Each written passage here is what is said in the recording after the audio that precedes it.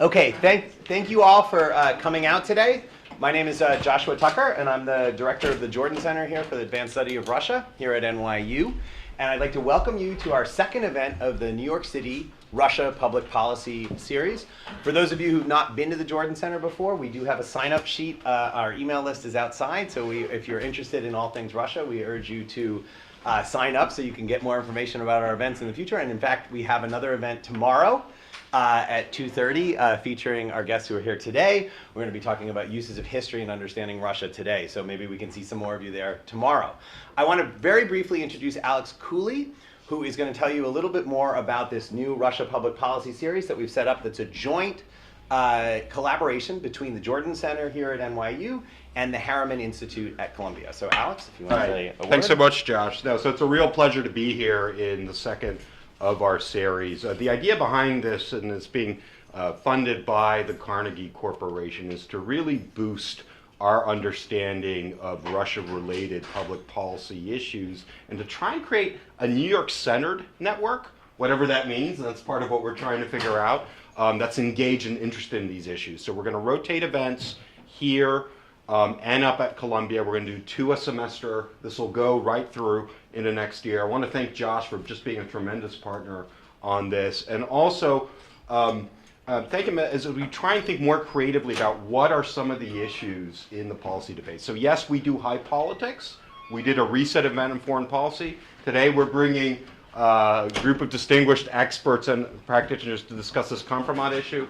And then next year, again, we're going to try and really fuse together academic insights with sort of the hot topics of the year. So again, welcome, and we look forward to seeing you at some of our events next year as well. Thanks. Okay, great. Thanks, Alex. So it's my pleasure to introduce our 3 panelists today. So I'm going to go across. They're going to go in order. And so first we have Professor Keith Darden, who is from American University. Keith's research focuses on nationalism, state building, and the politics of Russia, Ukraine, and Eurasia. His forthcoming book, Resisting Occupation Eurasia, explores the development of durable national loyalties through education and details how they explain over a century of regional patterns in voting, secession, and armed resistance in Ukraine, Eurasia, and the world. His award-winning first book, which some of you may have read, Economic Liberalism and Its Rivals, explored the formation of international economic institutions among the post-Soviet states. His analysis and interviews have been widely published. He's in Foreign Affairs, Survival, New York Times, Washington Post, Boston Globe, the list goes on and on. Most importantly for today's purpose, Keith is also writing a short monograph called Blackmail, A Consumer's Guide to Kompromat, and is published on the uses of blackmail for state control among the post-Soviet states. To his left is Professor Katy Pearce of the Department of Communication at the University of Washington, who also holds an affiliation in the Ellison Center for Russian, East European, and Central Asian Studies. And as we were discussing earlier before we came on here, there's not a lot of overlap between people with appointments in communication and appointments in Russian Study Centers. So it's a great pleasure that Katy came all the way out here from Seattle to take part in this. Her research focuses on social and political uses of technologies and digital content in the transitioning democracies and semi-authoritarian states of the South Caucasus and Central Asia, but primarily Armenia and Azerbaijan. Professor Pearce has written about Kompromat in the digital age, including Democratizing Kompromat, the affordances of social media for state-sponsored harassment, in the scholarly journal Information, Communication, and Society, as well as in the Washington Post's Monkey Cage blog. Her other work considers digital media's role in both dissent and suppression of dissent in post-Soviet authoritarian states. Finally, we're very pleased to be joined by Miriam Elder, who is BuzzFeed's News World editor, and joined BuzzFeed in July 2013. She's responsible for expanding BuzzFeed news coverage of foreign news and policy, which has been just a dramatic, somewhat unexpected, and incredible development. She leads a team of 17 reporters and editors who are based in North America, Europe, Africa, and Asia, and we've all been benefiting from the reporting they've been doing. Previously, though, apropos of this audience, she was Moscow bureau chief for The Guardian, so many of you may have read her work covering politics, business, and culture in Russia and the former Soviet Union. She's notable for being the first correspondent to profile the punk protest band Pussy Riot, who we featured one of their members here last year. And she lived in Moscow for 7 years and is fluent in Russian. She previously worked for AFP and the International Herald Tribune in Paris, and her work has appeared in the Sunday Telegraph, Financial Times, The Independent, and many other notable publications. A native New Yorker, she holds a BA from Barnard College at Columbia University, so is connected to our series here, and an MA from the Paul Nitze School of Advanced International Studies at Johns Hopkins University. So it's my pleasure to welcome these three panelists here today. We're going to start with Keith Darden. Great, thanks, Josh.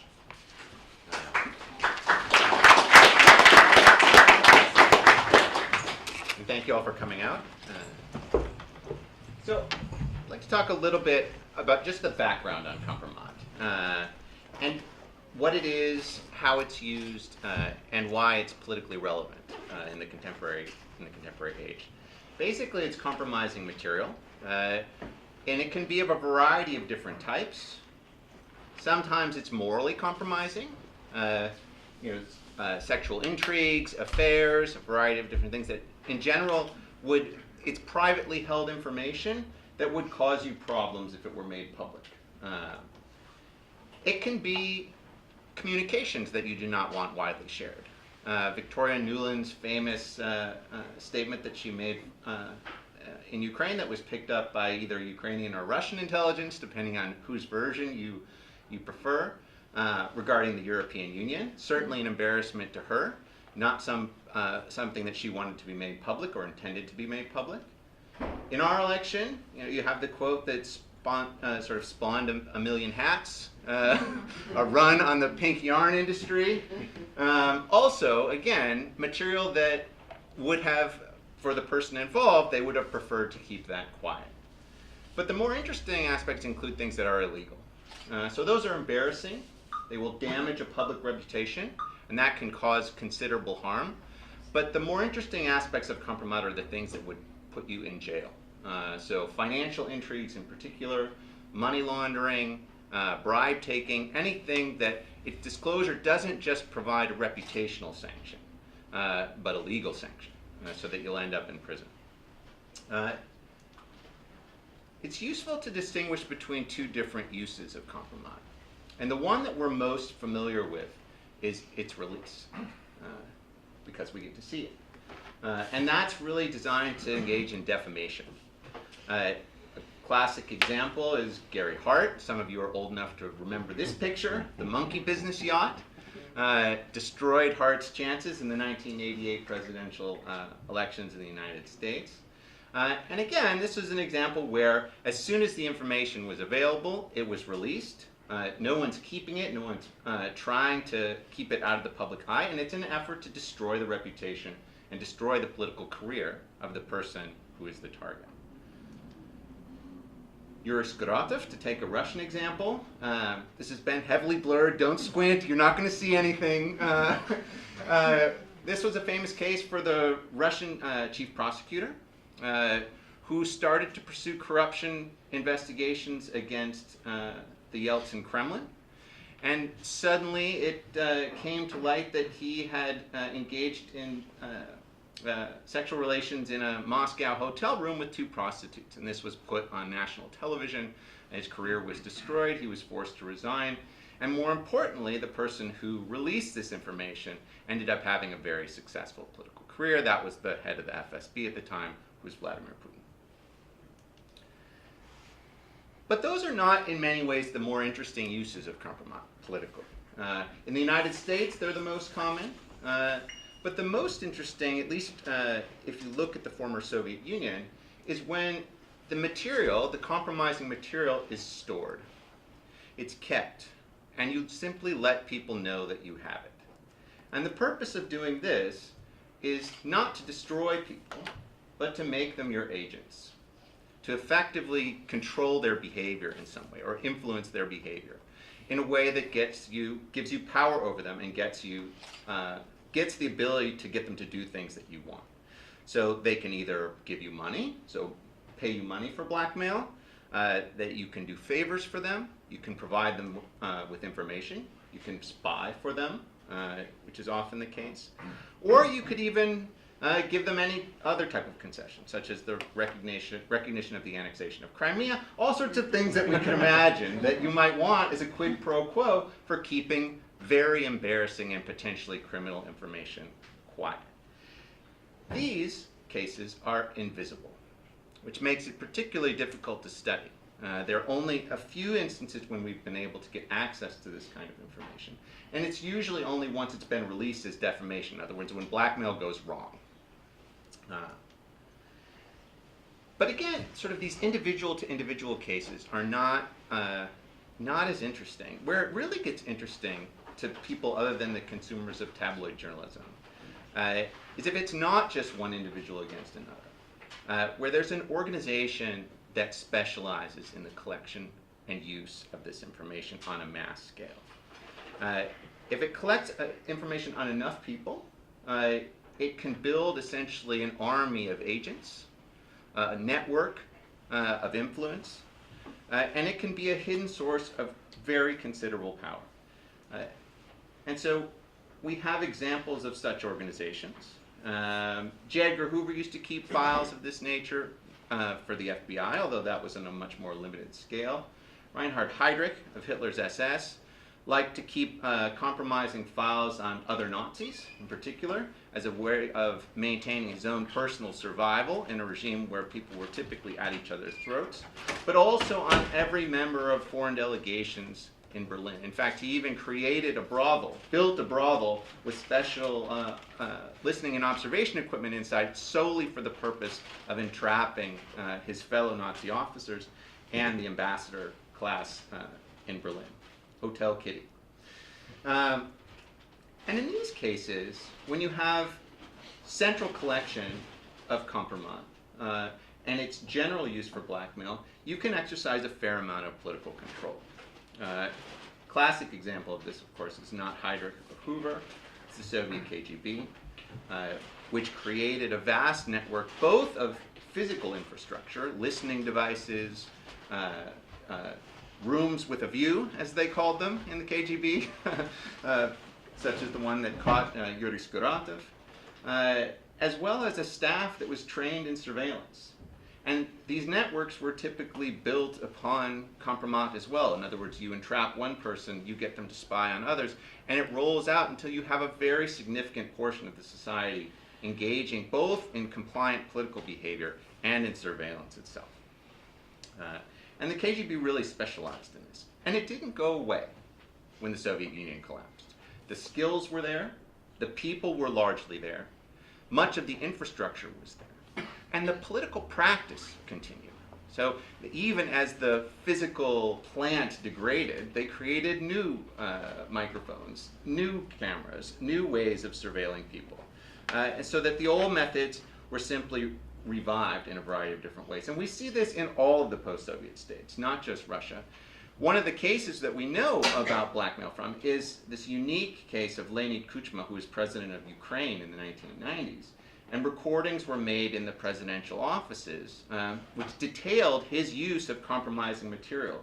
Just to read the quotation here, there are many. This is actually one of the kinder ones to Kuchma. Is talking about how he needs to rig the upcoming elections. He says, the police will have to work seriously. It's necessary for a tax worker, which is also part of the surveillance apparatus, to go to every collective farmhead in every village and say, dear friend, you understand clearly how much material we have on you so that you could find yourself in jail tomorrow. And there is probably more than enough material on every collective farmhead. Yes or no? Probably yes. That's why the militia, that is the services, they all have to take to the task and have a serious talk with every collective farmhead. We can't relax. Secondly, we have to win with a comfortable advantage. This is also important. You understand? When they say 2-3%, this is no victory. Right?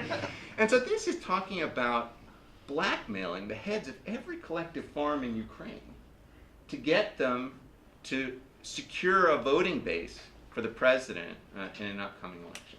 This is a massive apparatus. And it's for this reason that people refer to these states, particularly in the 1990s, as blackmail states, because it really was a core foundation of state power.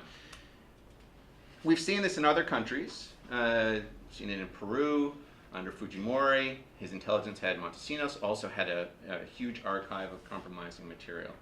And in the contemporary period, many of us who study Russia started to look at the last round of elections, and it felt a lot like the 1990s. And part of that, I think, was both the practices were quite familiar, but also it's become, you don't need a large surveillance apparatus to collect compromising material anymore. People put compromising material in an easily accessible box. It's on my desk, right? And that makes it much more readily available. So the costs of getting this information have gone down considerably. But the pain of its release is still there. So I think we're starting to see it extend outward, partly because Russia's good at it. Ukraine is good at it. These governments are quite sophisticated in their use of it. It's a political practice that they've honed over decades. But also because we are particularly vulnerable to it now. Because we're creating an environment in which there's a lot of low-hanging fruit. Let me just briefly talk about the U.S. elections. There's been a lot of discussion, particularly by the FBI, that said the goal of Russian actions in this election was to discredit the democratic process more generally. That is a ridiculous statement. If you wanted to discredit the process more generally, you would have released compromising information on both sides after the election is over. Right. Then you've discredited the candidate after the process has gone through. There's nothing to be done to fix it, and it would be across the board. It would be both candidates. In this case, we have one instance of defamation, where information is systematically collected and then released in an effort to destroy a reputation. And another case, which is potentially one of blackmail, right? As the famous BuzzFeed dossier would suggest, it's quite likely that one of these two candidates certainly had compromising material collected on him, but that was not released. And we have no idea whether that's going to be used in the future, whether it's going to be, whether it exists, and whether it's going to be successful for influence. We do know, however, that many people in the Trump campaign were known to be compromised by the Russians because they had compromised them. Michael Flynn received money in a way that was known to be illegal. There's no way that the GRU, the Russian military intelligence, was unaware of the fact that an American general who was previously head of the Defense Intelligence Agency was not allowed to receive money from the Russian government, particularly its propaganda arm. They're well aware of that. And so by giving him that money and his acceptance of that money, they bring him into the fold of the compromised. And he is vulnerable. Whether the money itself would make him vulnerable, in other words, that he gets some kind of quid pro quo and a payoff, is immaterial. We know as a standard practice that the information that he accepted that money is what really makes him compromised. Paul Manafort, Carter Page, there's sort of a long list of these people. It doesn't necessarily have to be the president itself. And in many ways, the best thing that's happened from an American's perspective is the release of this information. Because blackmail is no longer effective when the compromising material has been released. And that, I think, is the key point to remember, is that most cases of blackmail are not going to be visible. We know that this information is systematically collected by intelligence agencies in the former Soviet Union. And it's, if we don't see it, it increases the probability that it's there, which of course lends us towards all sorts of conspiracy theorizing, but also empirically we just have to be aware that that is the nature of this problem. Thank you. Thanks, Alex. Katy?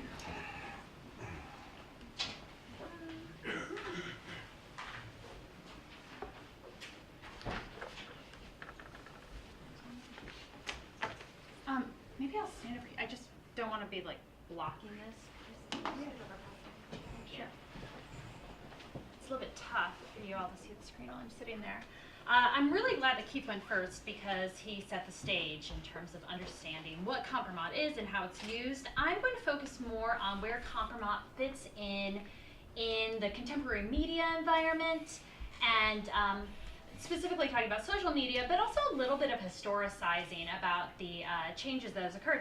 And I'm going to quibble with Keith a little bit that he says the problems with distribution still remain. I argue that that is not the case. So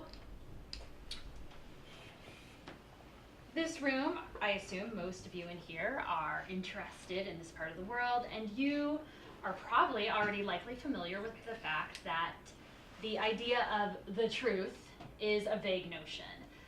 One of the ways that authoritarian regimes maintain control is through owning all the media, right? And without viable alternatives, it means that verifying information is quite difficult. Thus, at any given time, anything is hypothetically possible. And this renders individuals that live in such an environment in this constant state of uncertainty. Is the school down the street being demolished? Maybe, maybe not. Is that candidate having an affair? Maybe, maybe not. It's always up for grabs. And you may be familiar with this book that I was so glad when this came out. I thought, oh, someone gave a really great title to this idea I've been thinking about for a long time. And that we have this, in such an environment where everything is possible, rumor and scandal become very powerful. And are often used as a legitimate political strategy. So within this, rumors can always be rumors, but people do like evidence behind their rumors, right? A rumor is stronger if you have some evidence, and that is where Kompromat comes in.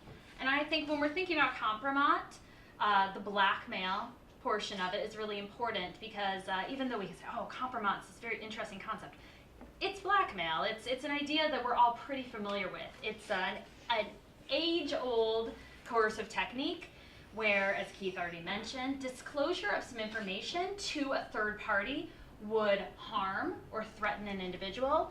And so you have a system where basically control of information in exchange for money, or as Keith mentioned, favors, etc., takes place. And no big surprise, they never stop blackmailing you despite you giving them money. It doesn't actually stop the problem because they still have that information. So the process by which blackmail happens is that blackmail material needs to be collected somehow. You actually need to let someone know, by the way, Alex, I'm blackmailing you. And the blackmail material needs to be distributed. And so I'm going to talk about how there's been a change in all three of these stages in the last 20 or so years. So compromising material used to be quite a pain to collect. The collection efforts were tedious. Having to wiretap phones, putting things in people's private homes and hotel rooms, having physical surveillance. This was difficult and quite time consuming. You would have only, and remember we're talking about the past here, you would have only done this really if you really needed to. In thinking about the actual letting someone know you're blackmailing them, this too is kind of difficult because especially if you don't want the person that's being blackmailed to know exactly who is doing the blackmailing, the actual notification that you might be being blackmailed or that they have compromising material on you, it was quite a process. You know, envelopes slipped under doors, etc. It was hard. And in terms of distribution, this is actually really interesting. So blackmail distribution, and if we even look at the immediate post-Soviet period, was really expensive. There's some estimates that if you were trying to get some blackmail material into a mainstream Russian newspaper, it would probably cost you about $30,000. Moreover, libel is a concern, and so the process by which this happened is that some small regional, recently created newspaper would publish some scandalous material. This politician's having an affair or something. Then the larger newspapers would cite the original small regional newspaper source. And if someone came after them and said, oh, you know, there's a libel suit happening, they say, hey, it's not us, it's the small regional newspaper, which conveniently has gone defunct since the material came out. But this was expensive. They say for a TV, material to get on TV could cost upwards of $50,000. So this could be really tough to actually get this material out there. So enter the internet. So I don't want to get immediately into the technology. I also want to mention what happened in the immediate post-Soviet period. So during the Soviet era, in all of the republics, there were large KGB units and military intelligence units, right? In the immediate post-Soviet period, you had a lot of people who suddenly were out of a job.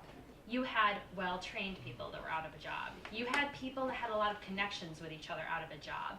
You also had incoming oligarchs and other people who might be interested in having people that are very well-trained in the collection of such materials and coercive techniques work for them. So there was a large privatization of the intelligence gathering and blackmail industry in all the former Soviet republics.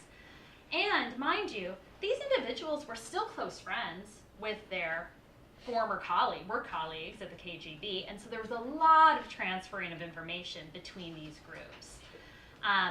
And if you look today, in many post-Soviet countries, the leadership often had KGB training or KGB ties, right? So when we think about how current leaders might be using such privatized intelligence sources, the ties are there. So then we think about technology. At this moment right now, everyone in their pocket or their hand has a very high quality digital video and audio recording device. Think about how you use your camera phone today. Even think about it versus 5 or 10 years ago. It's totally different. Think about how often you're taking pictures and videos of things. I imagine some people here, let's say you needed a product at the supermarket and you couldn't remember the name, but you'll take a picture of the bottle and take it with you to the supermarket. Or you take a picture of the level you're parked on. These little conveniences also mean that people are just constantly surveilling themselves and under surveillance. They're also small. The devices that are used to be implanted into recording devices in private homes, hotels, etc., you can buy on Amazon.com for $10. They're tiny. Moreover, they can remotely, like we're live streaming right now, they can remotely show this video content. You're not having to have an individual sitting there surveilling. You can just record it. You can have it have an alert. Do any of you have a Nest Cam at home or one of these security cameras? I do, and my phone beeps when the mailman shows up because it's like face recognize, and it takes a picture and then alerts me someone's at my door. It's good to decrease package theft, but you could imagine if you were trying to collect compromising materials on someone, knowing when someone enters a room and being alerted could be really convenient. If you're interested, there was a piece that Josh mentioned earlier that I wrote for the Monkey Cage that I linked to some examples where they take apart the drywall and show how very easily these cameras get put into people's homes and hotel rooms. So with all of this collection, we also have a much easier way to distribute. Today, you can distribute any material you want online, cheaply, easily, with a great deal of anonymity.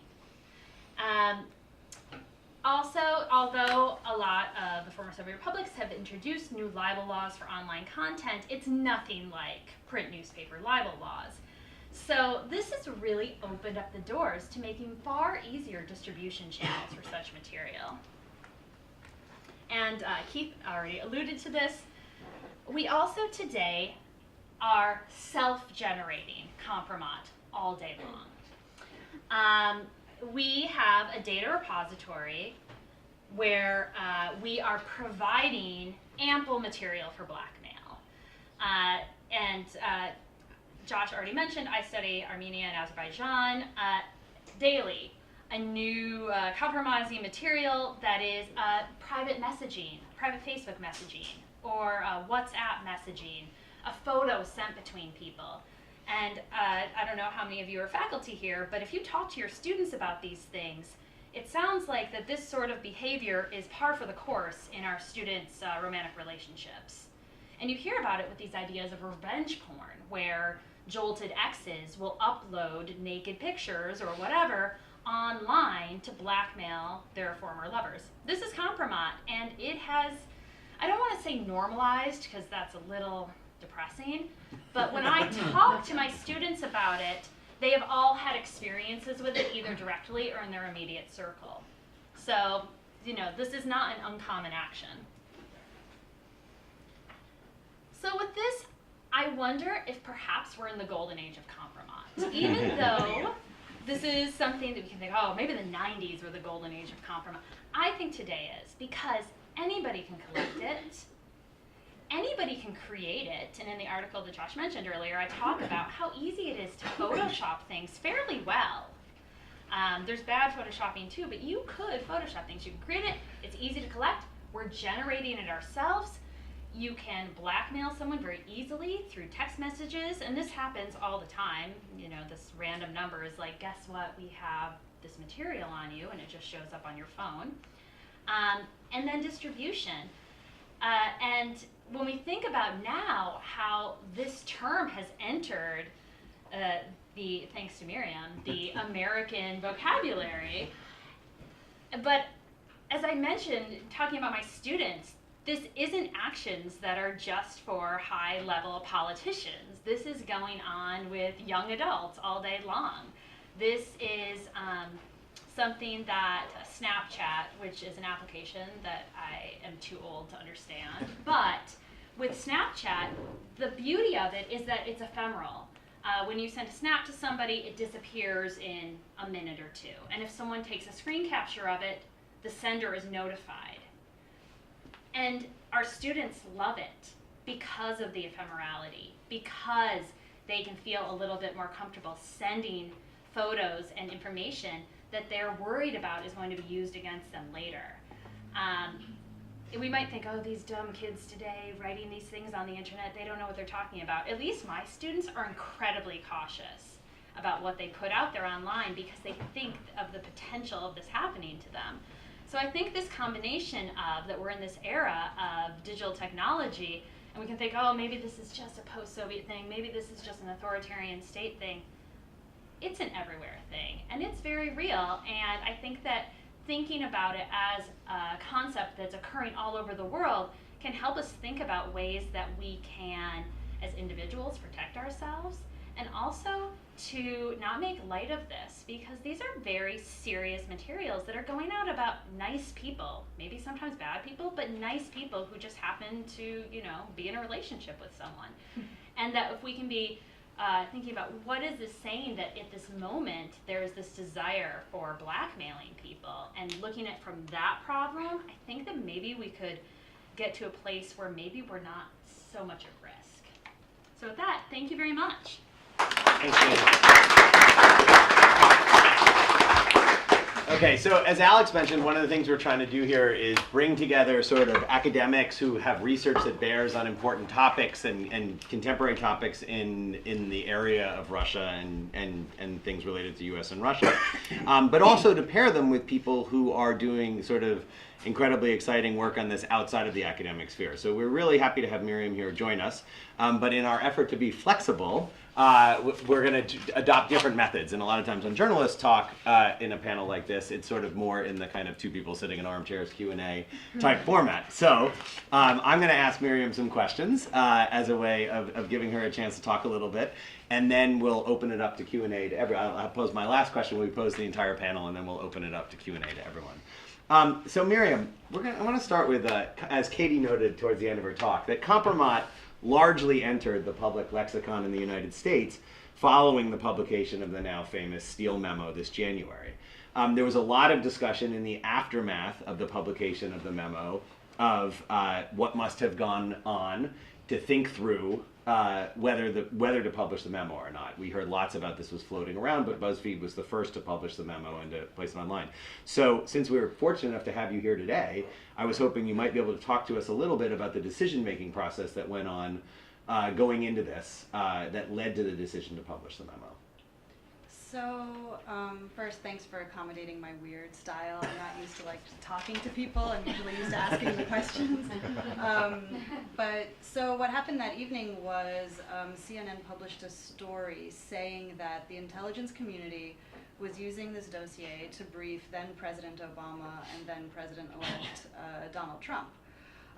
So that was a changing point. That showed that this document that we were in possession of, that newsrooms across America were in possession of, that some think tanks were in possession of, it was like the worst kept secret in America. That suddenly the existence of the dossier itself had become the story.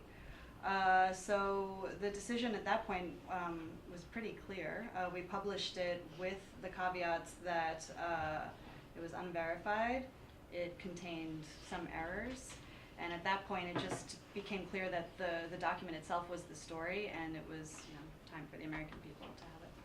How did your time as a Moscow bureau correspondent inform the way you approached this Steele document? I've wondered in retrospect about this, if you had somebody else at the head of the newsroom who didn't have the experience in Moscow that you did, whether it might have proceeded differently, decisions might have been made differently, or were there aspects of your personal experience with Russia that fed into the way you were thinking about this story as you went about preparing it?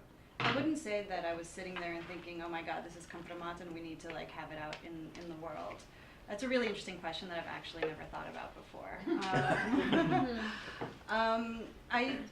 The way that I don't know. I really think that when I think back to it, so much of it was that I found it quite surprising that the U.S. Intelligence Service was using a document that was created by a private individual for a private company and was using that to brief two of the most powerful people on the planet. The thinking in my mind was always like, shouldn't they be doing this work themselves? Like, shouldn't they be working to verify and then maybe use that to brief these two men? To me, that was really the most interesting thing, the reflection on the U.S. intelligence services. Given the fact that you spent these 7 years living in Russia as a newspaper correspondent, what was the sort of background that you brought to this idea of Kompromat from your time in Russia? So in the extent to when you were there, over the period of time you were there, was this an important, it's, when we look at it right now, it's tempting to it's right up in our face. We're sort of all thinking about it, and there's always the fear that we're going to react to the thing that's right in front of our face and overestimate its importance, right? We've brought speakers in here to talk about Kompromat, but from the other position, from being a Moscow correspondent for so many years in the post-Soviet era, did you find Kompromat was something that was coming up again and again and again to the point where this became a story in the U.S., it was like, of course, this is a big thing in Russia, or was this more in the background, something that was happening, not infringing on most of the stuff that you're talking about and thinking about when you're there, but then has been sort of resurfaced to become this bigger question? That's really interesting, and I think I have two ways to answer it. The first is that no, Kompromat was constantly an issue, from checking the kompromat.ru website to the several incidents that happened while I was there, from employees at the U.S. Embassy to opposition figures in Russia, which I'll get back to. But more broadly, and I think this speaks to Katy's point, is just the constant idea that it could always happen, and so the way that it made you maybe change your behavior, kind of the assumption that your office was bugged, and the assumption that the hotel room you were staying in was bugged, and the constant struggle between trying to live your normal life, and God, for me, whatever, but for average Russians, and Russians also that touched upon politics in some way. What it did to the way that they decided to lead their lives. So it was constantly there. But in terms of going back to some of the incidents that happened while I was in Moscow, one thing that really, really changed the way that I thought about Kompromat, and that I think to this day it's very hard to think of it in a vacuum, that no matter when it drops, it's always going to have the same effect, was when there were these tapes of several opposition figures, Yashin, Shenderovich, I can't remember who else was caught up in it, and they were, I think Mikhail Fishman, they were, if I'm not mistaken, but I could be wrong. Was he involved in that? Yeah.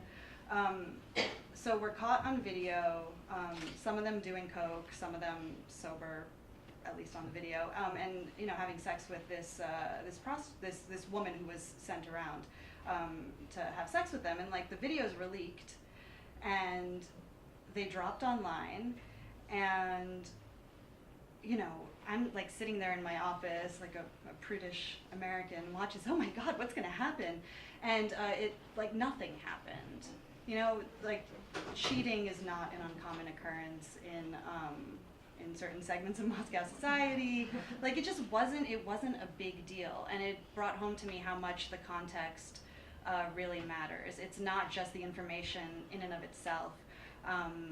You know, what does a society need to be going through in order for it to have the intended effect?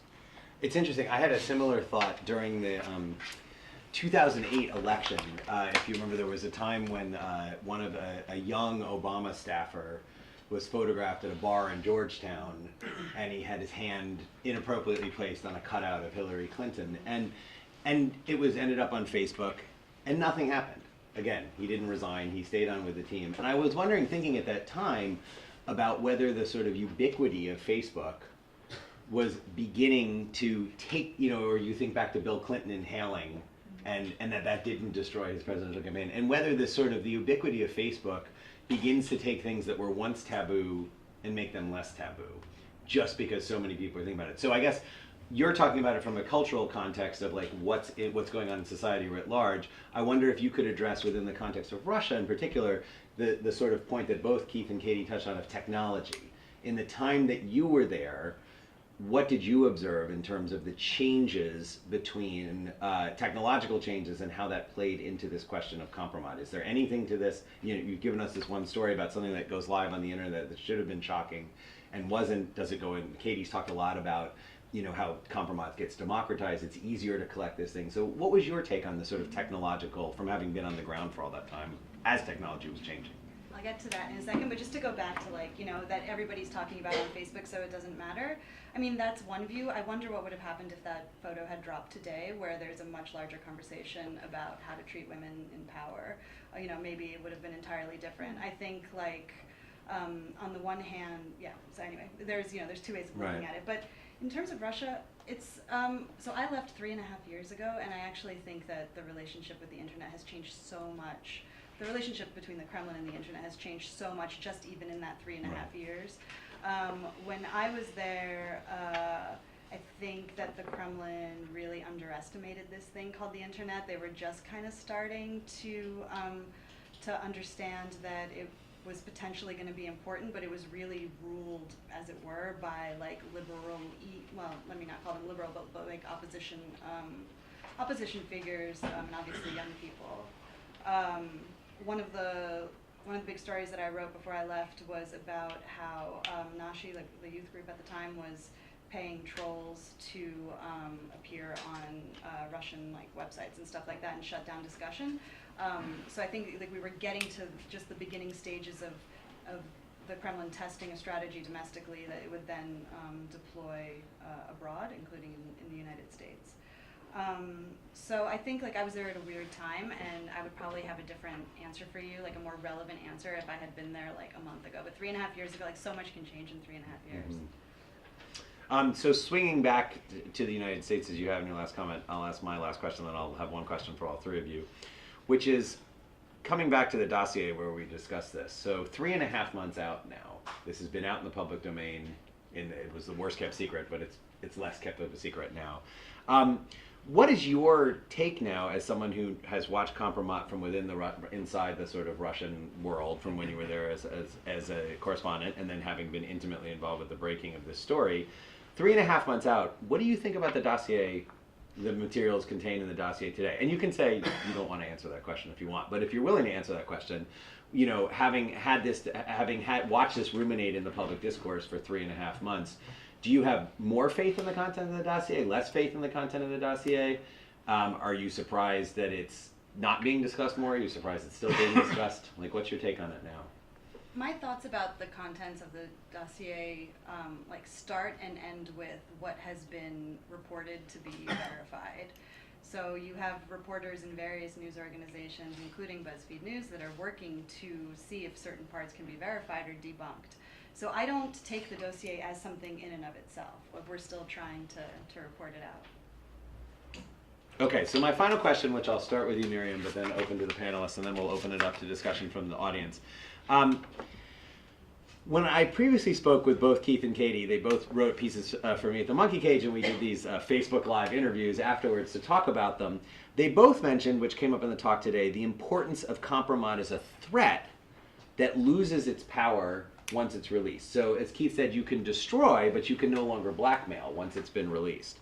So the question I want to leave the panel with, right, and we don't know, as everybody has said on this panel, and I will reiterate it, we have no idea whether that part of the Steele Memo regarding Kompromat and President Trump was correct. But if it was correct, if this was correct information, knowing what we know about Kompromat, everyone here on this panel, do we think that the power of that Kompromat has been diffused by the Steele Memo, by the fact that it's out in the public, by the power it could have had as Kompromat has been diffused by the fact that this is already out in the public? Or, put another way, do you think U.S.-Russian relations might have evolved differently in the past 3 months had this information not been made public? So, in the context of the dossier, I don't think I feel comfortable answering a hypothetical. Okay. Like saying if it's true is already, you know, outside my comfort zone. Yeah, if either of you want to comment just on this idea of like, is that like one of the biggest things I took out of my initial discussions with both of you is that we have to really think differently about Kompromat that's being held and Kompromat that's been released. Does this now qualify as Kompromat that's been released, or since there's still uncertainty and we talk about it in a hypothetical, is it still count as Kompromat that's potentially held?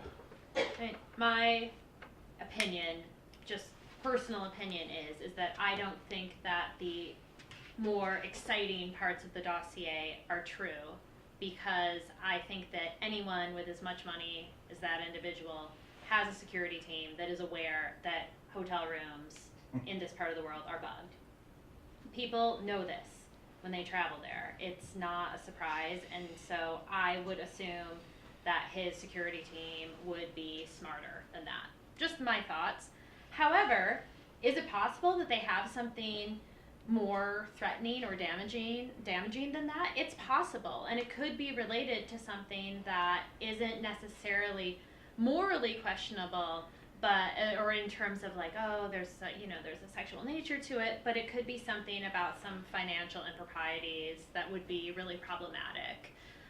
It's entirely possible, and I think though that it probably was better for the parties involved that the information got out, because in today's news cycle, again, thanks to Miriam in part, think about how much news and content we're consuming every day compared to 10 or 15 years ago. It's so much that these things kind of, it's for the minute, it's the hot story, and then it's something else. And so I think that the amount of content that we've all consumed since mid-January has allowed this to kind of fade away, and that probably helps everyone involved, that it's been sort of taken off the table, more or less, and replaced with, whatever, that squirrel water skiing or whatever everyone's talking about this moment. I would say that there are different types of Kompromat that are pointed to in that dossier. And the ones that were focused on more broadly by the media, the golden shower and things like that, are the least interesting and least damaging, I think, long term. Those, I think, are defanged by the release of let's say they did happen, then the subsequent release of the information that it's actually true is not going to matter that much. The problematic ones are the ones where he broke the law.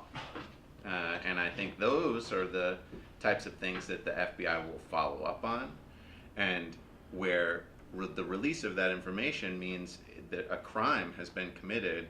And, the KGB was not a law enforcement organization. I mean, they were aware of lots of laws being broken. They were a compliance and loyalty enforcement organization. The FBI is a law enforcement organization. So if it turns out that the president was an agent of a foreign intelligence service and spying on Russian oligarchs and their properties in New York City, that's against the law. And that will be problematic. And he's not immune from prosecution. And so I do think that if they're holding information about financial improprieties, about money laundering, about spying, he's compromised. Okay.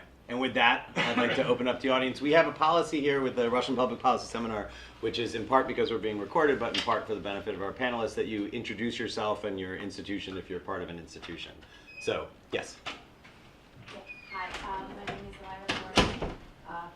I'm a former NYU student, and I was thinking a lot about what you guys were. I mean, the point that Kompromat is kind of like we got to this point where people are not even that surprised anymore, you know, whenever some specific information is released, and if it's Kompromat, and this idea that there is truth, but there is also half-truth. There are also half-truths, and there are lies within it when it's Kompromat. With the emergence of fake news and the reliance on fake news more and more, thinking from the point of view of political strategy, basically whether Kompromat continues to be like a sustainable effort, and whether, as in this case, the Kremlin found an easier way, and whether Kompromat will become less and less important as fake news, you know, in a world where Pizzagate becomes so redundant and so, you know, so brutal in its consequences, and we're still discussing whether the dossier was, you know, had any impact at all. I'm just wondering what's going to happen there, whether you can provide some sort of insight. Well, my thought, and actually when I've talked about this a lot and trying to tie it to fake news, I think that one of the things that, you know, fake news, whatever is in that umbrella, means that now here in the U.S. we're living in a media environment where there is a lot less certainty.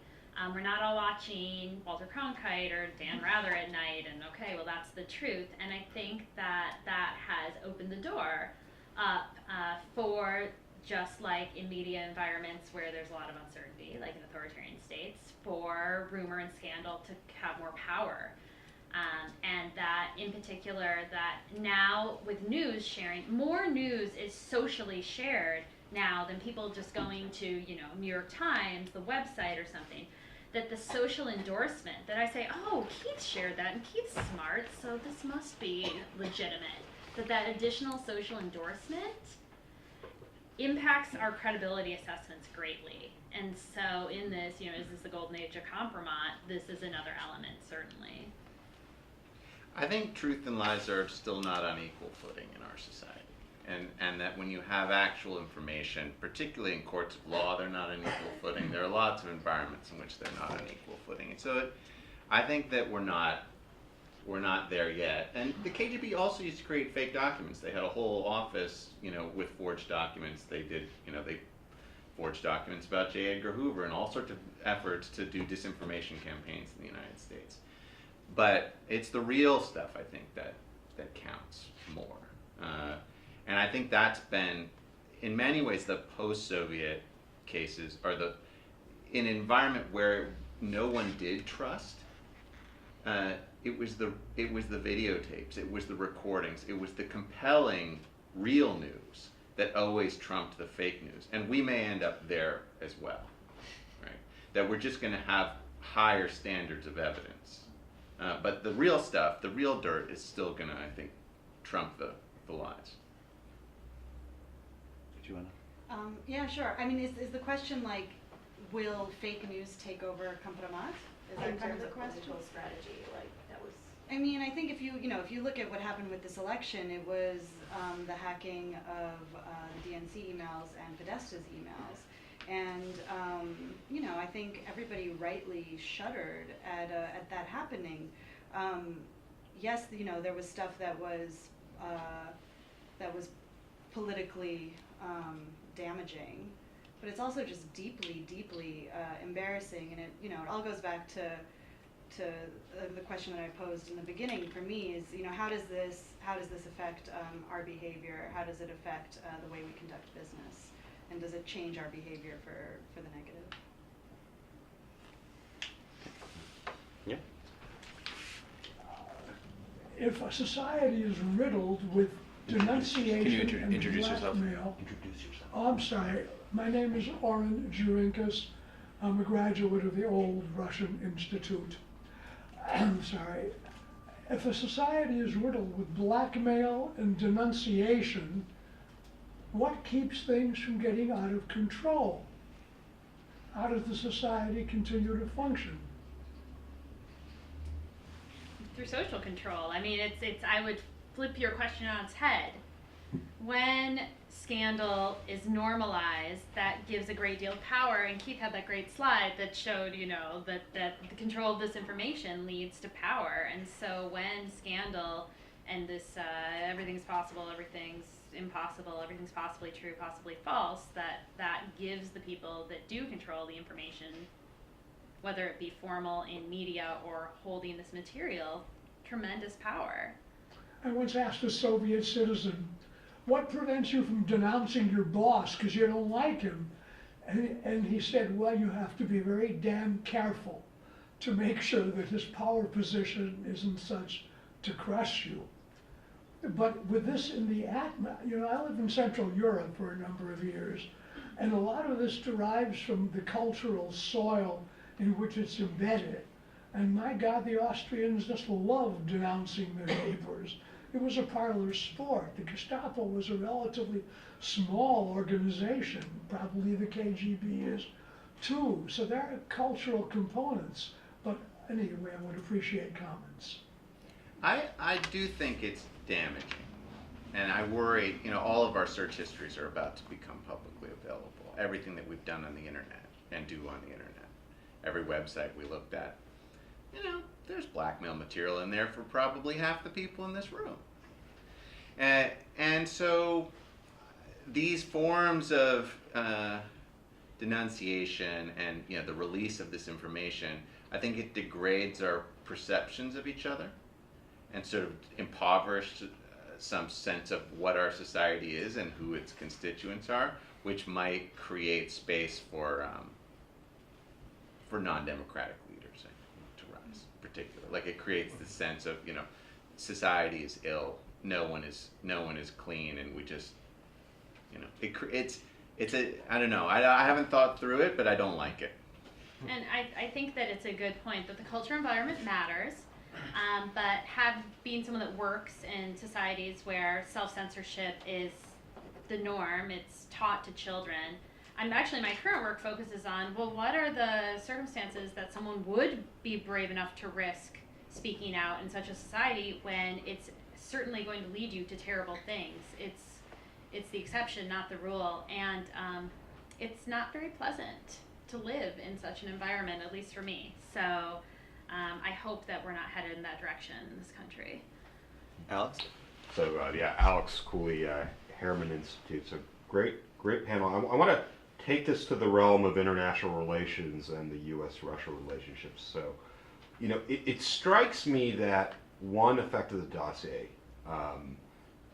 is that if in fact there was a quid pro quo about the lifting of the sanctions, it has actually made lifting sanctions, which President Trump could do with the stroke of a pen. This isn't the European Union where you need consensus, keep them going. It has actually made that politically, domestically impossible for him, right? And the revealing of that, to me, seems to be incredibly important on that front. That there's no ambiguity, we should just get along with Russia, we're not doing deals, whatever. It puts them in a real box. And it's striking to me that the foreign policy principles have doubled down. You know, Tillerson, you know, for instance, just the other day talked about no lifting of sanctions on you know, until the occupation of Crimea is gone. So that strikes me as a plausible effect. But Keith, the questions to you, and Katy, Miriam, feel free to join in. Just as a keen observer of the U.S. Russia relationship, how do you see, and being located in D.C. during this last sort of 3.5 months, how do you see this whole question of allegations of, you know, Russian interference in the election and the allegations of the dossier? How has that impacted the U.S.-Russia relationship and its evolution in an administration that probably wanted to pursue closer relations, as many have before, Has there been an impact there, and what direction do you think it's going? Yeah, there's been a huge impact. So rumor was, and it was pretty well substantiated rumor, that sanctions were going to come off in the first 2 weeks. And then the Flynn issue came up. And so I think that because everybody in the White House started to worry that, you know, it was going to extend to Flynn to everybody else in the campaign and the president, you could not look like you were a bear hugger, right? Because it was going to look very much like that was a quid pro quo for helping them during the election. And we're still not out of that. And some people think that Russia policy is essentially in receivership, that the White House isn't allowed to do it now. Essentially that McConnell and the Senate has basically said, you know, you guys, we're going to do this investigation. It's going to take a while. It's going to get past the midterm elections, but don't do anything on Russia that we don't like. And, you know, if you look at who, you know, McMaster replacing Flynn as National Security Advisor, Fiona Hill as the Russia and Europe Director, these are people who are not likely to remove sanctions or to advocate for the removal of sanctions. Now, I've also heard that Tillerson speaks with two tongues, Yep. and that when he talks to Putin, there's a little bit of a, okay, we're going to let this thing die down, and we're going to make some public animosity, but it's not. We're not actually going to insult you personally. The United States is no longer interested in regime change in Russia. We're not going after the Russian regime. So that there is a sort of sideline warming, despite the public rift. Because the public rift was in many ways essential for this administration. They're in trouble. Did either of you want to? All right. Katie? Hi, I'm Katie David. I'm a PhD student in history here at NYU.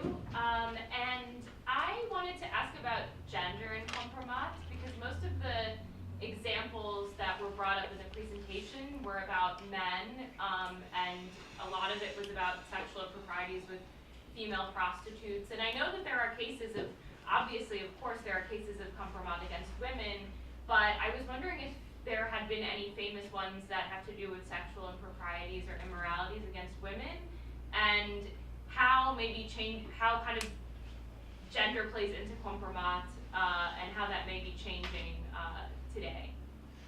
So my paper that kind of started me on the Kompromat line is actually mostly about this topic. But I have to say, I study the South Caucasus, where this is an area where honor, reputation, and modesty takes on far greater importance. Not that it's not important in other parts of the former Soviet Union. Most of what makes up women's reputation is tied to their modesty and sexual behavior, and so Kompromat of a sexual nature is like the go-to. And I probably on the live stream don't want to discuss all the details about these cases. I'd be happy to if it was turned off or privately. But it's totally normal and typical, and I don't think it's necessarily like a gender thing as much as it's what's the best tool we have against you given the society you exist in. So it isn't. So it's not. So it's just. It's the way it is, if that makes sense. Well, Hillary Clinton was a victim of Kompromat Good point. in this election. It's just not of a sexual nature. Right, And- no, I was saying that I know that it does happen to women. Like, I was just Yeah. wondering if there were... So the Victorian novels of the 19th century feature blackmail very prominently in interpersonal relationships, and many of the protagonists in those are women who have committed affairs and are subsequently blackmailed. There's a famous film from the 1930s called Blackmail, which is precisely about a woman who had an affair, is accused of having an affair. So, and I think anytime there's a gap between social norms and private behavior, it creates the possibility of blackmail and the use of Kompromat. I think that politically, I can't think of any cases of prominent women who have been fallen victim to sort of moral indiscretions in Kompromat, but you know, breaking the law, misuse of classified information, as well as the comments in the emails. Those are, Hillary Clinton, she fell victim to Kompromat. There is a bit of a difference, I think, where, I don't know, again, thinking about this for the first time, but where most of the men who are caught up in like sexual situations with this, it's often involves cheating. And some of the cases that I'm thinking of women who have been caught up with this, particularly the case of, the most famous investigative journalist in Azerbaijan, she was filmed with her boyfriend, so if you think of, there she didn't have to cheat, she didn't have to do something horrific, she was with like the man she loved, and that was enough to have the Azeri regime try to embarrass her and ruin her career and life. Yes, okay. Next. Yeah, I'm Tatiana Tkacheva. I live in University in St. Petersburg, Russia, and I'm a visiting scholar at the Harriman Institute. I have a question. Well, you said that perhaps the Kompromat is a kind of thing for both democratic and authoritarian states, but I thought that maybe I'm mistaken. But what if a Kompromat is actually a more democratic way of fighting with the political elites and so on? But for example, in Russia, it seems like the federal leadership and political elite has other sources of fight with their opposition and so on. Well, within the elites, it's more based on crony relations, on rants and so on. But the only source of Kompromat is perhaps the opposition, which is, for example, the largest one is the Foundation Against Corruption by Alexei Navalny. And it's kind of different situation as from either one. But following this thought, how would you fit these works of Foundation Against Corruption, considering within this whole Kompromat framework, considering that they present really huge and shocking information about the leadership and the bureaucracy of Russia, and they release it publicly, but at this moment it doesn't have any huge effect. I mean, the officials are not dismissed or so. I think it's an interesting question because it implies like what's the power dynamic in Kompromat, and does it work with people who are in opposition against those in power? I'm not sure that I would call that Kompromat. I would call it like an investigation or something like that. Maybe another something that your thought raised was something like Shaltai Baltai, these hackers who then release the emails of Surkov and all these other people, and that seems to me more like maybe traditional thinking of that kind of thing. I think it's important to distinguish between the different uses. The defamation is much more common in democracies, but blackmail is much more common in non-democratic regimes, because then, in China it's very common too, right? So all these corruption purges in China, it's not like they didn't have this information on the corruption of their elite. They're using it as a technique for purging rivals after Xi Jinping comes to power.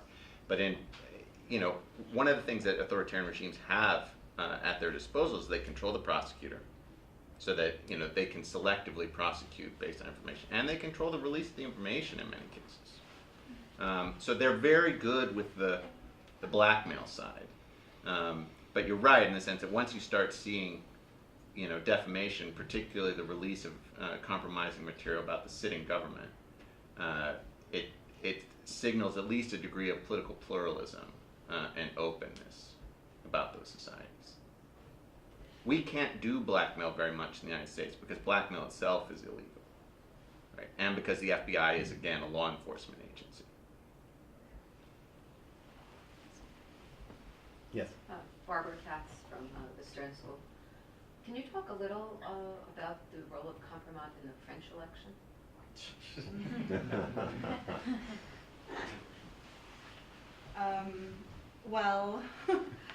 Where to begin? So I guess we saw some evidence that the same Russian group that hacked the U.S. election was playing around in the French one as well. They released Macron's emails, or I can't even remember the details of it at this point. But it seems like what's happening right now is, if you kind of look at the tapestry of Russian Kompromat, or just kind of meddling in the past several years. It started by perfecting it at home. It was tested in places like Estonia and Ukraine. It was shipped over to the United States, was successful, and now you're seeing it in places like France and also Germany. There was just a report that there were some think tanks related to Merkel's party that also seemed to be hacked by the same group. So it's definitely happening. I think the question, as it was with the U.S. election, is it's happening, but how effective and decisive is it? And I think an interesting addition to that, this is not my area of expertise, but I've recently have gone to a few panels on it, is the idea of cyber defense and cyber warfare, and just that we, Western Europe, it's just like there's such there's no preparation for apparently these sort of attacks, and that the cybersecurity officials, who obviously it's in their interest that people start caring about this more because they profit from that, are saying that, we're basically leaving the door and the windows wide open. I don't know necessarily how true that is. It's very true. But when you hear from these cybersecurity officials that are like, and then you can pay me to fix it. Right. And it's alarming to hear about that. And so I wonder if with this, if we're just going to see this more and more, as these groups are apparently very good at getting into people's email servers. Is it useful, though, to think of this activity? Because, there's a whole other framework where you can come at that this is a sort of, cyber warfare, or, a way of dealing with online opposition, a way of harnessing online in sort of traditional campaigns as part of a kind of cyber struggle.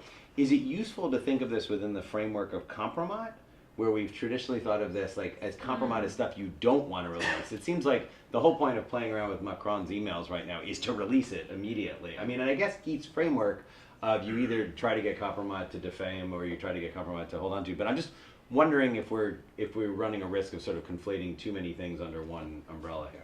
Yeah. Can I jump in? I don't think so, because the thing that was incredibly meaningful about what Fancy Bear and Cozy Bear did during the U.S. election was that they hacked the DNC, they hacked Podesta's emails, and the key thing there was publishing them. The fact, you have to remember that, Russian hackers and Chinese hackers, for that matter, were discovered in State Department computers. They were discovered over the past few years in various government organizations. There was the OPM hack. There were multiple hacks, but we never saw that information. We knew that these hacks had happened. We don't really know where that information is. The difference here was the publication, which is then what I guess makes it fall under the category of Kompromat. But even holding it, right? That if they're saying, the OPM data, I'm sure there's people in this room that are nervous about that.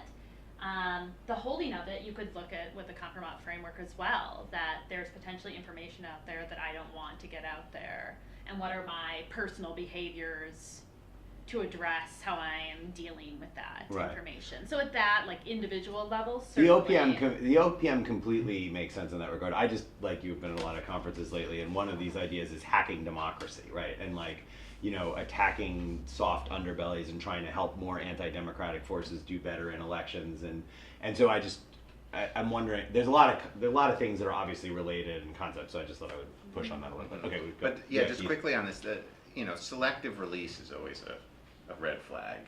And Fionn, the nepotism in the family, that always, from the get-go, I was like, okay, how did they get that information? Who collected it? But it's also important to remember that the French elite has always been corrupt and nepotistic, and so now people are caring. So there's this other thing that's going on, a societal change, which is saying we're not going to accept this stuff anymore. And so I think it's complex, the French case, and again that gets at this issue of why is this practice so effective now when it might not have been so effective in the past. Some of it is that it's cheaper and easier to get the material than it used to be. But some of it is that we as societies are changing too. And I think that's true for France. Yeah, hand over here? Yeah. Rudolph Hausen, retired. With regard to Professor Cooley's question, if you look at the situation in reverse, the fact that there's the concern and suspicion about possible compromise, and then you look at DEPCA is a service I look at, which is an Israeli service, which I have found sometimes to be useful, but it's also sort of getting raw information, occasionally way off base. but often early and on target.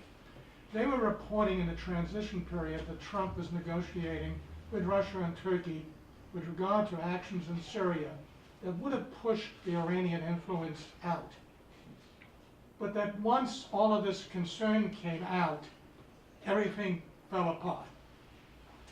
Is there a possibility that you could actually have ruined the possibility of some favorable situations, assuming there's any credibility to the DEPCA report, because of how this thing evolved? Yes, I mean, it's very difficult these days in Washington, but I am a longtime advocate of a closer U.S.-Russian relationship. And I do think that there was a lot to the campaign position that there was a lot of unnecessary conflict with Russia. And so I agree that a lot of potential gains are lost from cutting off a U.S.-Russian relationship. We need their cooperation on all kinds of things, not just Syria. And that's become much more difficult. It's become difficult to even have these conversations. You know, anybody who meets with the Russian ambassador is suddenly seen as a spy, which of course is ridiculous. And so, yeah, I think there's a lot of negative that's come from it, but it's blowback of their own making.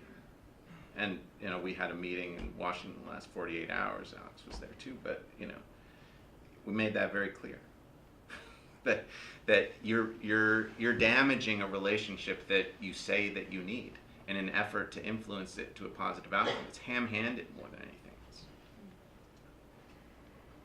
Maybe doing the same thing with France. Lenny, Carnegie University. Two quick questions. One is a technical. If FSB releases information that shows that Trump or anyone else violated the law, the fact that they got it illegally, is that evidence presentable in U.S. courts? And the second, I'm wondering, fast forward to the 2020 elections, how do you think whoever will be the Democratic primary candidate, will their behavior change now that vis-a-vis, you know, how obviously they'll be more secure about their emails, but other things in knowing about Kompromat? And going forward, just 2024 in the future. While you guys think about and answer that question, that actually nicely reminds me that I forgot to mention that this panel is jointly sponsored by the NYU Law School and the Remark Institute, and we are glad for their co-sponsorship of this event. Okay, thanks very much.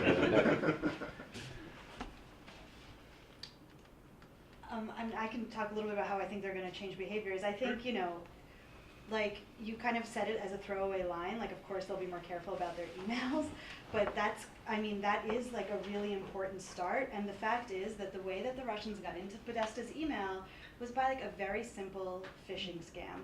I feel like, I've been to a few of these panels too, and there's always these very like high-minded conversations, and we put cyber in front of every single word, and you know, it all comes down to, I think there needs to be like a renewed literacy, not just among the political class, but really among average citizens about what it means to protect yourself online. There are very basic things that you can do that most people simply don't do.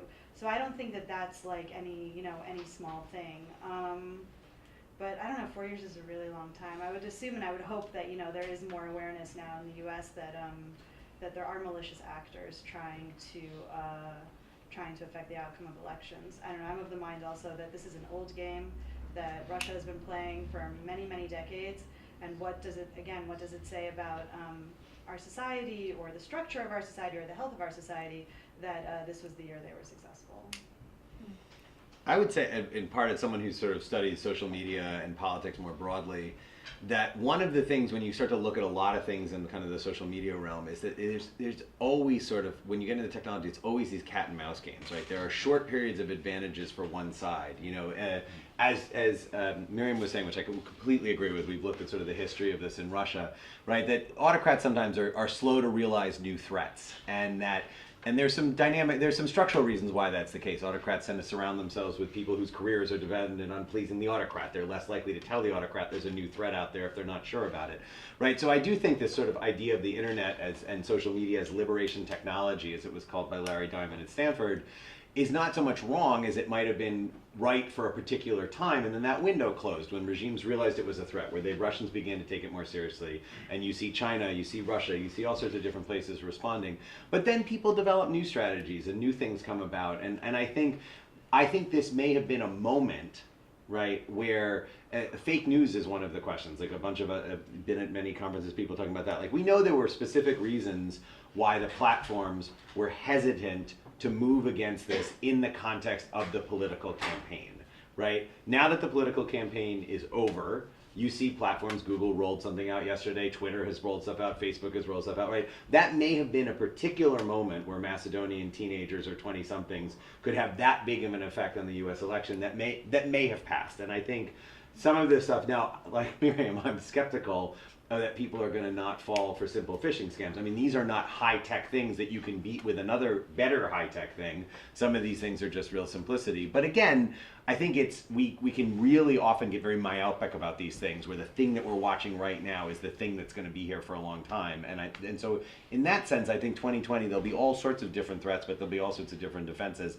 And as Katy said, there'll be all sorts of people selling you products to defend against those threats. And part of it is challenging, I think, is that we as scholars who study this and people who talk about this in the public sphere, right, there's always, of course, a danger to overreacting to the last thing and causing new problems in the next phase. So I think it's an important question. On the legal aspect of it, I don't know what the answer to the legal question is. Maybe there's someone in the room here who does.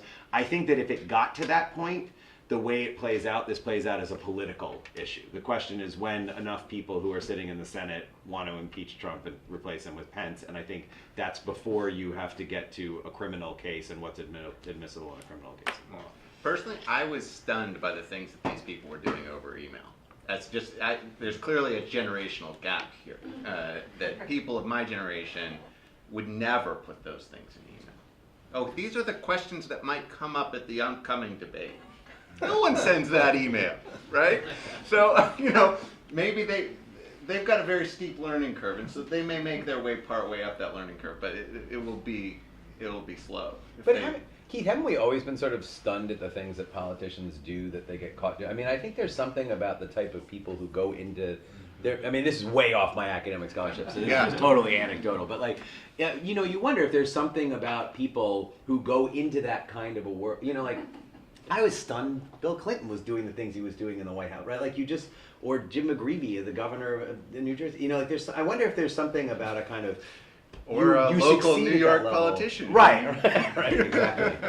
I mean, I don't know. I wonder how much that's generational, and that may also just be. But the legal question's a very good one, and I don't know the answer. I did read in the Times story that what sparked the later reopening investigation of the Clinton emails by Comey was something that had been released by WikiLeaks.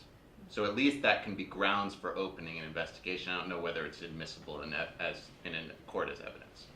Just a quick, because you mentioned earlier blackmail in the U.S. is illegal. What is exactly the law, I guess? The legal definition of blackmail is that you cannot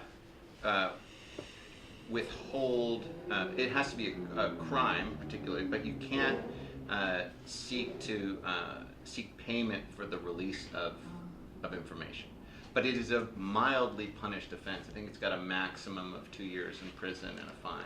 This is federal. Mm-hmm. And a lot of the language of it is written up assuming old style postal mail.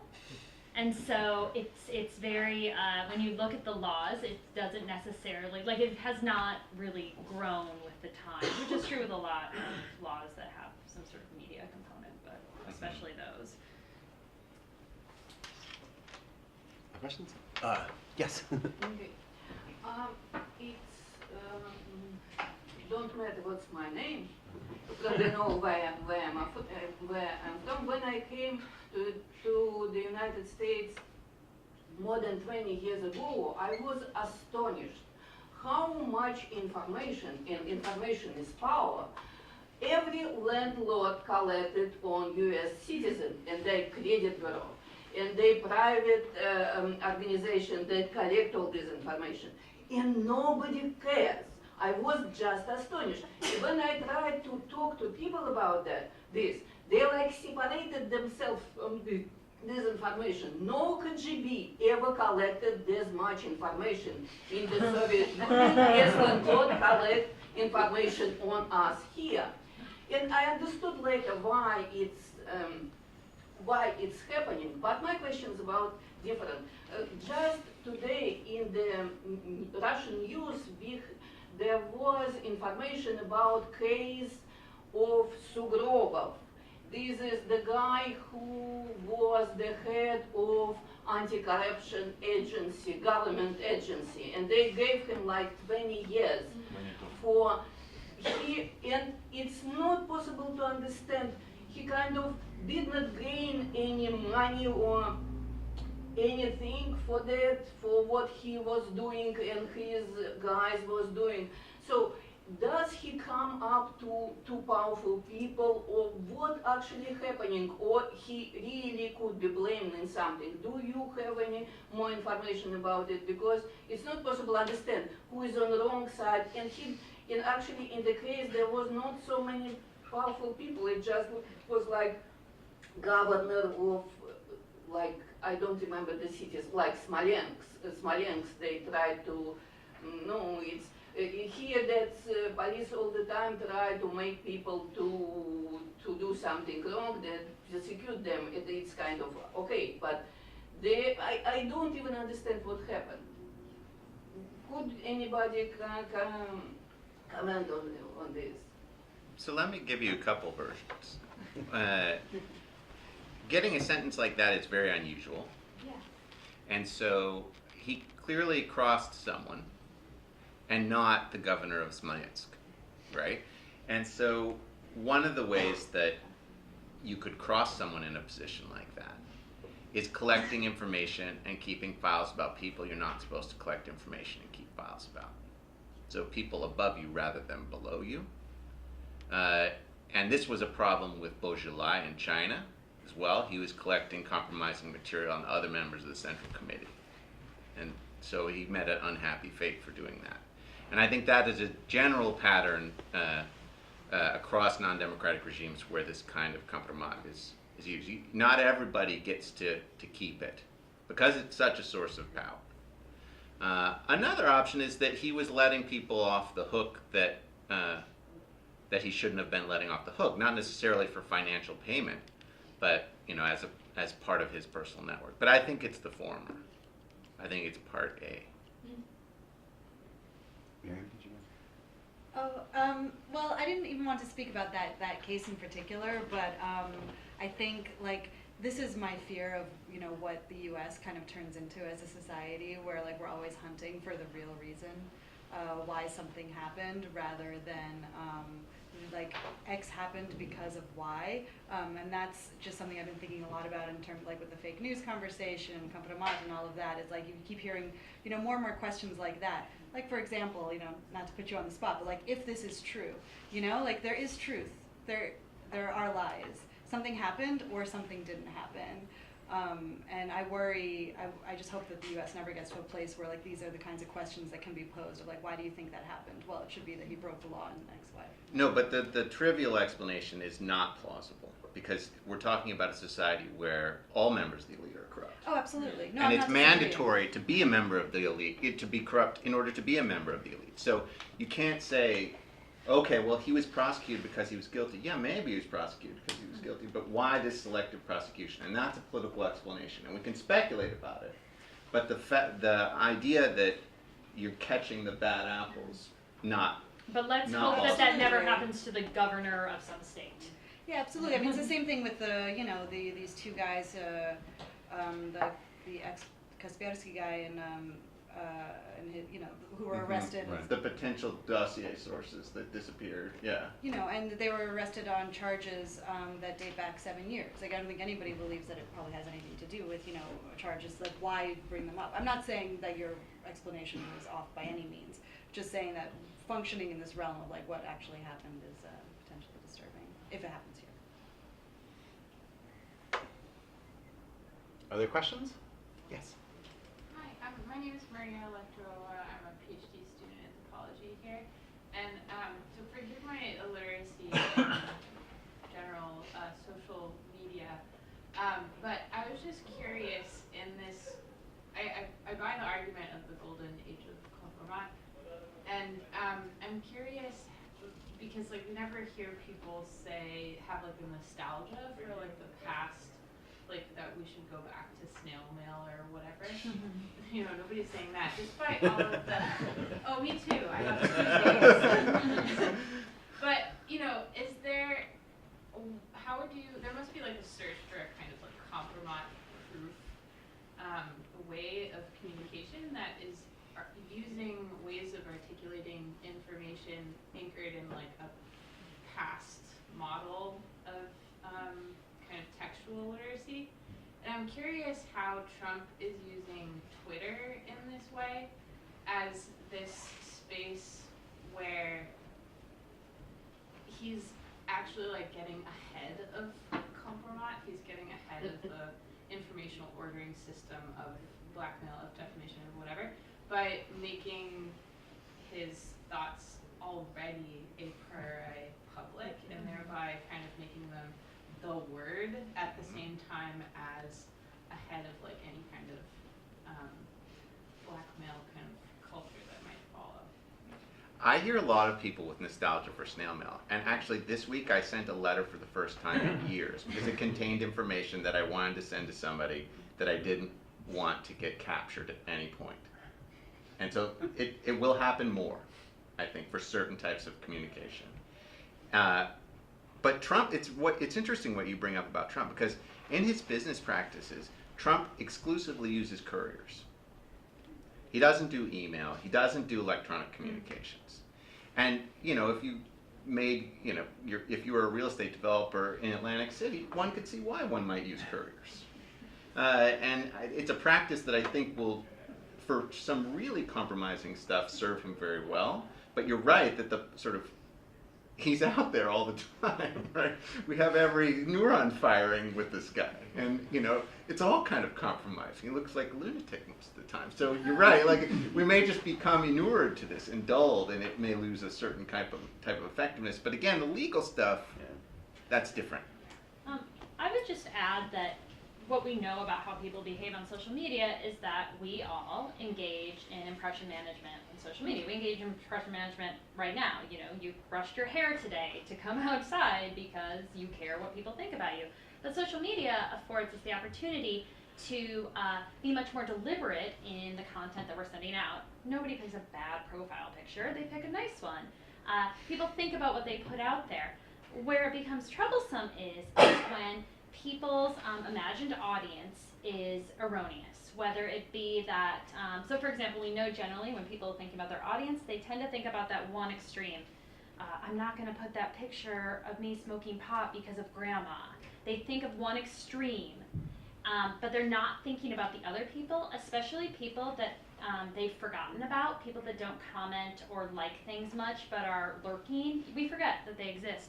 But also when the audience goes beyond the intended audience, and that's where these ideas like revenge porn come in, and where Kompromat can come in. So even though people behave very, very self-presentation minded online, it's that not thinking about the audience. But as I mentioned, like thinking about my students, I think that if they're representative of these young people today, that they themselves or within their circle of friends have had direct experiences with audiences beyond the intended audience, seeing materials that they did not want them to see, that they have really changed their behaviors, and even different from my students of 5 or 8 years ago. They're quite different. So maybe that caution is like the way to protect oneself, and sending mail via couriers and all these things. I suspect that we'll see more people being a little bit more thoughtful because of these experiences. I mean, one quick thing on this. I think Trump's Twitter is so idiosyncratic. We've been studying the use of Twitter by politicians, and most politicians are extremely cautious, and they have strategies, and they have reasons, and they have people advising them and stuff like that. What's so unique about Trump's Twitter use is the fact that I think, my personal opinion, it's not this, I get to skip the media and communicate with my supporters directly. It's that I get to tell the media what to say about me, right? There is so much reporting of Trump's tweets, right? For a guy who's not holding a lot of press conferences, right? You could see it's like gold. You can always have this. But the idiosyncratic thing about it is like the parlor game of find a tweet that Trump already did that directly contradicts what he tweeted today. It's so easy, right? That in some, and this is the great thing, it's like been defanged. And I think this is one of the big questions right now. Like, there are things in political science when we run regressions, you're like, oh yeah, there's a Watergate dummy variable in there. Like, is there forever going to be just a Trump dummy variable? This is such just a different character. He's so different from other politicians. He holds a different, you've got 435 members of the House of Representatives. They can't set the news coverage by their Twitter feeds. They can't change what CNN is reporting. They can't get the New York Times to run a story about it. They still can get caught out if they said one thing during the campaign, one thing afterwards. Their opponent can sort of hammer on it. So it's an interesting question whether the norms that Trump is establishing about social media are going to extend beyond Trump, in which case I think your point about whether this allows you to get ahead of things and defang things is an interesting kind of question. My sense is it's probably fairly limited to him at the moment. So I don't actually think that Trump is setting those norms. I think Trump has figured out what the norms are. So for a long time you had, these like legacy organizations that, sat in their lofty offices and decided what was the news to hand down to the people. And what social media did was create a much more direct link between audience and publication. So we sit there as journalists, as editors, and I hear like what people care about. And I think this has allowed for some of like the democratization of coverage. Especially like at BuzzFeed, there is coverage of women's issues that like are really important to people of color, things that you just did not see to a significant degree in some of the legacy news organizations. And I think that Trump, in that brain of his, like there's some part of it that's media savvy, and he realized at some point that like, hold on, if I say something on Twitter, it's going to work. They're going to listen, and particularly, some of the TV, the cable news stations reacted immediately. And I think that's partly because like some of the legacy news organizations don't exactly understand how to use the bounty that is Twitter. So I wouldn't say that he created it. He's profiting from the current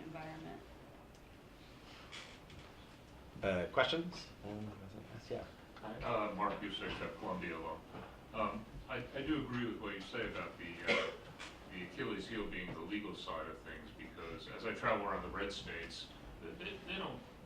A lot of people there really could care less what you say about Trump. They just won't believe it. It's amazing if you haven't seen it. You travel around Kentucky or Indiana or so on, you'll hear those words. But so on the legal side. Do we know if he has investments in Russia, or is the concern more that the money coming in to build his things may be part of the issues? As far as I know, he has no investments in Russia, and that he had nothing to invest, and that was the nature of the problem. Is that and the FT really covered this quite well during the campaign, so nobody has any excuse for not knowing it before Election Day. But apparently, there's the legal money, which was potentially also money laundering in some deeper level. But yeah, I think the story is basically the guy was cut off from U.S. banks and Western banks after his bankruptcies, and that the only way he could get access to capital was through some interesting figures from the former Soviet Union. And their proxies in Brighton Beach, and that that ended up financing a considerable amount of his stuff. But I think the hard thing with Trump, and this is always going to, from the beginning, is that he's in real estate. So if you wanted to bribe him, all you have to do is overpay for real estate, and real estate doesn't have value. It's not a commodity. It's not like you're going to pay double the price of a barrel of oil that you could sell to somebody else. Who knows what a Manhattan high-rise apartment is worth?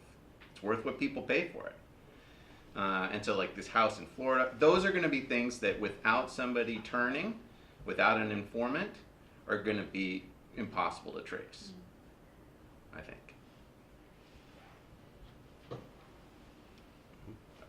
Okay.